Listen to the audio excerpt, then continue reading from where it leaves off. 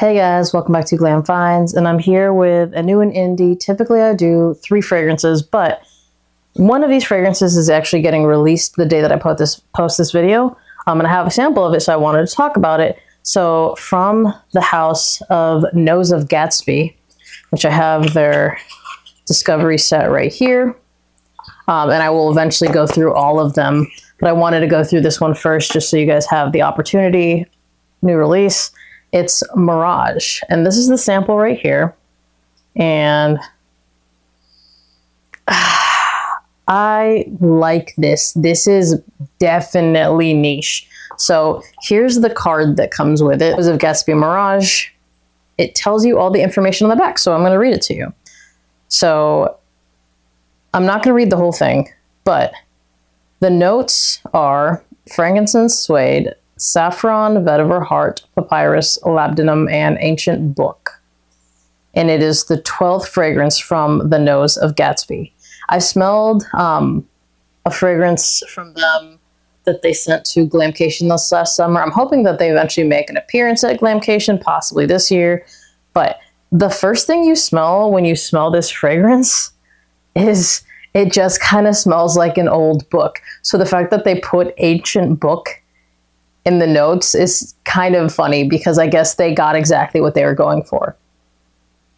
You have like the nice dark notes. It's like a dark earthy vetiver in here.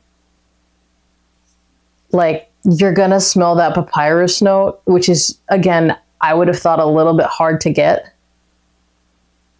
And it's like, it's just darker. So I'm guessing that these are just the notes that are noticeable, because you're going to get the frankincense.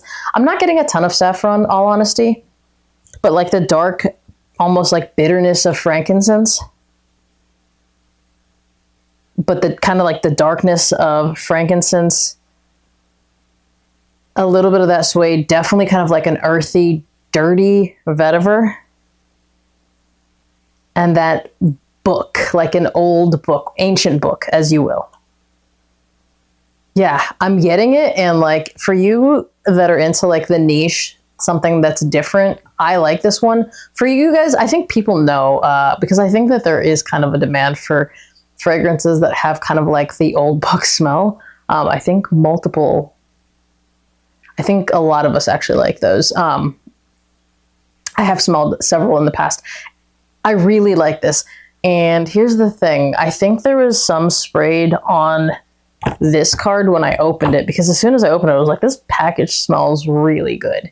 So I was just like, okay, I think I like this, but let me make sure it's the right one, because again, like it could have just been one of these that had spilled, but no, they're all completely perfect. There was definitely something sprayed and it smelled good. So I was like, okay, let me take the sample out, spray it, and it was that. So if you're into kind of like the darker, more niche kind of like booksy sense, I think this house is like really good with making things that kind of get you that experience. So again, I dropped this today because this is releasing today. Go check them out. I'll link the website down below, not an affiliate or anything like that.